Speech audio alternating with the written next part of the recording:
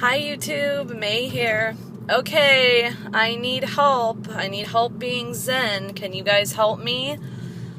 Let me give you a brief idea of what's ruffling my feathers. As you can see, I just came from hot yoga, so I normally don't look like this. Well, sometimes I look like this, but I try not to look like this normally. So all of you who have subscribed to me for a while know that my feathers are easily ruffled. I'm not like super mellow. I'm a little bit hot-tempered, but that being said, this is what is kind of getting to me right now. So I started a new hot yoga studio that I love. It's really great. The instructors, as far as instructing hot yoga, they're very good at it. They're very good at doing minor corrections and, you know, telling you what posture is next and just all the things that go along with being a hot yoga instructor. So they're very good at it. The way it differs from my other studio that I also really liked, but that's very far away and that's why I don't go there, is they are not very good at being strict with people about staying in the room, not talking, things like that.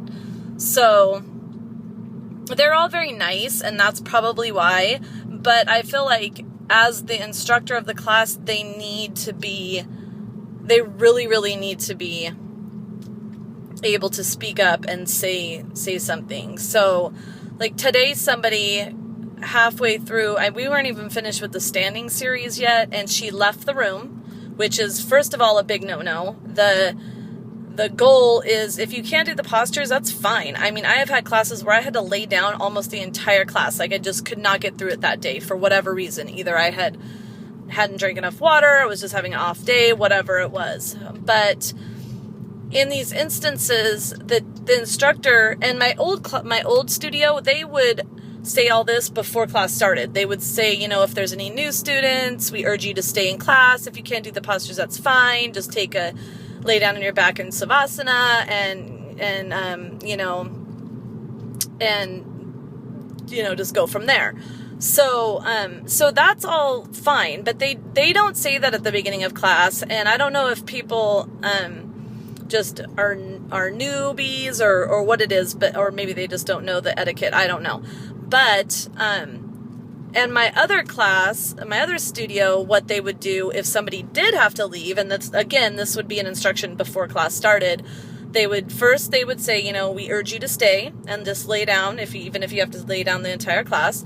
And then they would go on to say, if you absolutely have got to leave the room, please do so quietly, leaving your belongings, and don't return. Like, sorry, I think I'm steaming up the whole car and like the camera and everything. I don't even know if you guys can see me. So, yeah, so, you know, they would just say, if you do have to leave, that's, you know, it's not fine. But if you do have to leave, go ahead and leave. But, you know, you can't come back in. So today some girl left halfway through the standing series, stayed gone halfway through the floor series, and then came back in.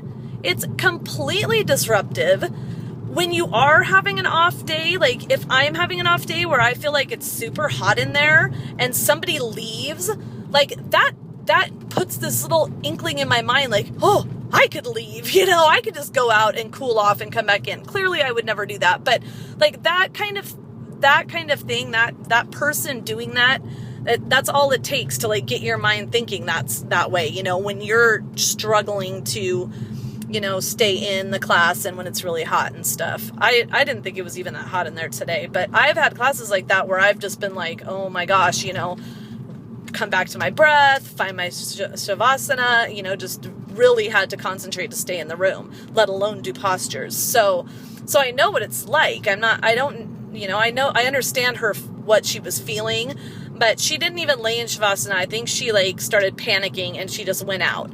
But in my opinion, right there, the instructor should have met her at the door when she was leaving and said, you know, whispered to her, if you're gonna leave the room, then I'm gonna have to ask you to stay out of the room, or however she wanted to say it, as nice as pie. I don't care, but it's just very disruptive. And then the other thing about this studio is people like whisper the entire time before class, and then they've been pretty good about leaving class, but a lot of times they'll talk like as they're leaving class too, and that's very irritating. And then the only other thing, and this probably can't be changed, but they have a spray bottle of cleaning stuff for people to clean their mats when they're leaving, which first of all is loud and disruptive. Like, why can't you just take your mat home and clean it? And second of all, when I'm laying there in my final shavasana, I am being fumigated by whatever chemical this is that they're spraying on their mat. Like, it fills the entire room because everyone's like, spraying their mat. It's terrible. Now, I don't know if that can be changed, and I could probably live with it if I had to, but the other stuff has really they've got to do something. Like, people coming and going during class is absolutely not okay with me. Like, they need to figure out, the instructors need to buck up, and they really just need to be like, once you leave, I'm sorry, but you can't come back in. You'll have to come back after class is over and gather your mat and stuff. So anyway, I'm almost home now. See how close that place is to my house? I got a couple new subscribers. Thank you guys. I'm sorry my first video back has to be a rant, but that's what it is. So thanks for watching. Bye guys.